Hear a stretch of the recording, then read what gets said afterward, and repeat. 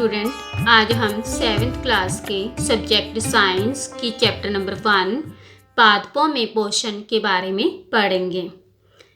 इसमें आज जो पहेली है वो कहना चाहती है, ठीक है, पिछली बार मैंने आपको पढ़ाया था कि जो पौधे होते हैं वो अपना भोजन स्वयं प्राप्त करते हैं और पौधों में जो पत्ते होते हैं वो भोजन बनाने में समर्थ होते हैं। तो जो पहेली है वो कहती है कि पत्तियों में ऐसी क्या विशेषता होती है कि वे खाद्य पदार्थों का संश्लेषण कर सकती हैं जबकि दूसरे भाग नहीं कर सकते। ठीक है,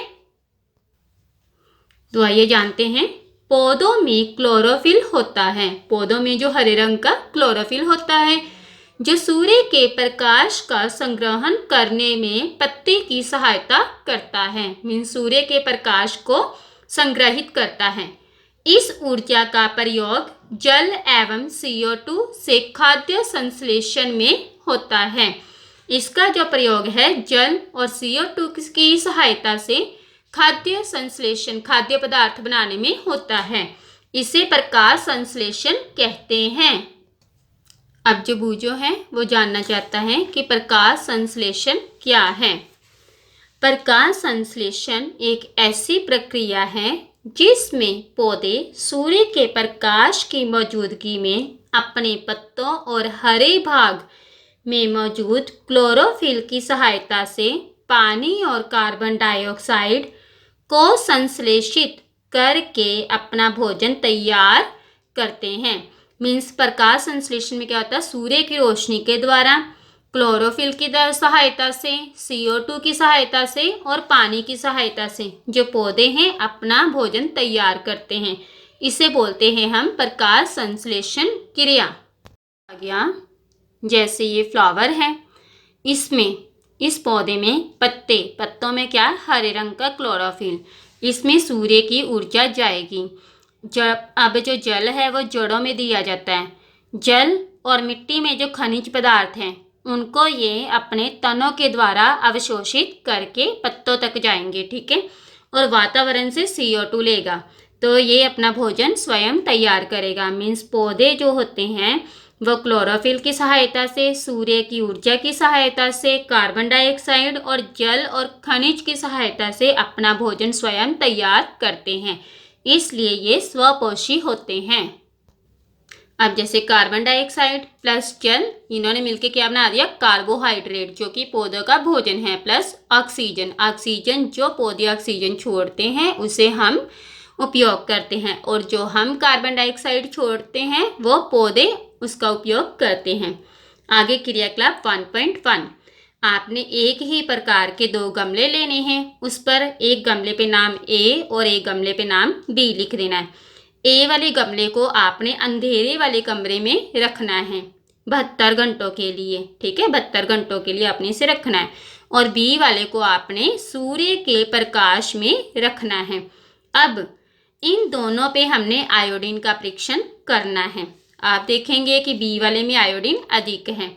अब जिस गमले को हमने अंधेरे कमरे में रखा था उसे हमने 3-4 दिन के लिए सूर्य के प्रकाश में रख देना है और फिर दोनों में आपने आयोडीन का अवलोकन करना है कि किस में आयोडीन अधिक होगी। आगे शैवाल आपने गीली दीवारों पर, तालाब अथवा ठहरे हुए जलाशय मीन्स होते हैं जहाँ पे पानी इकट्ठा हुआ होता है, हरे काई जैसे पादप देखे होंगे, इन्हें शैवाल कहते हैं। आपने कई जगह पे देखा होगा कि जहाँ पे पानी इकट्ठा होता है वहाँ पे ऊपर हरे रंग की काई जम जाती है, उसे हम बोलते हैं शैवाल। क्या शैवाल भी, अब जो बूझो है वो बोलता है कि क्या शैवाल भी अपना भोजन स्वयं बना सकते हैं। तो उनके चाचा बताते हैं उन्हें, जी हाँ, क्योंकि ये हरे होते हैं और इनमें क्लोरोफिल होता है जिस कारण ये अपना भोजन स्वयं बना सकते हैं। आगे मेरे पास आ गया कि पादपों को नाइट्रोजन कहाँ से प्राप्त होती है। अब जो वायु में नाइट्रोजन होती है वो गैसीय अवस्था में होती है, लेकिन जो पौधे होते हैं वो इनका अवशोषण सीधे इसी रूप में नहीं कर सकते। मिट्टी में कुछ विशेष जीवाणु होते हैं जो गैसीय नाइट्रोजन को उपयोगी यौगिकों में बदल देते हैं और मिट्टी में उसे उपयोग युक्त बना देते हैं। यह विलेय पदार्थ, विलेय मीन्स जो जल के साथ घुली हुई नाइट्रोजन होती है, पादपों द्वारा जल के साथ अवशोषित कर लिए जाते हैं। मीन्स पौधों को जो नाइट्रोजन है वो मिट्टी में जल के साथ मिलकर ही प्राप्त होती है। वो सीधे तौर से वायु में से नाइट्रोजन का उपयोग नहीं कर सकते। अब जो बूजो है वो बोलता है किसान अपने खेत में उर्वरक तथा खाद क्यों डालते हैं। वो कहता है कि कुछ किसान अपने खेतों में उर्वरक या फिर खाद डालते हैं, ऐसा क्यों। तो जो अब उनके चाचा है उनको बताते हैं क्योंकि इनमें नाइट्रोजन पदार्थों की प्रचुर मात्रा होती है। नाइट्रोजन पदार्थ जो होते हैं इनमें अधिक मात्रा में होते हैं। इस प्रकार अन्य संगठकों के साथ पादपों की नाइट्रोजन की मांग की आपूर्ति भी हो जाती है कि बाकी के संगठकों के साथ जो पौधों को नाइट्रोजन की आवश्यकता होती है उसकी मांग भी पूरी हो जाती है। अब आपको कुछ क्वेश्चन दिए गए हैं जो आपने अपनी कॉपी पे लिखने हैं।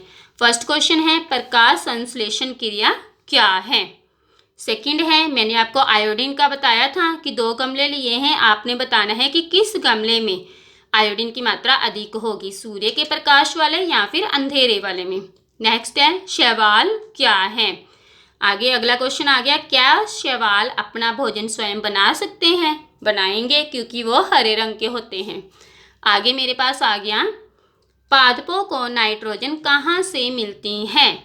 मैंने आपको बताया था कहाँ से मिलती है कि वह सीधे तौर से नाइट्रोजन जो है वायु से नहीं ले सकते।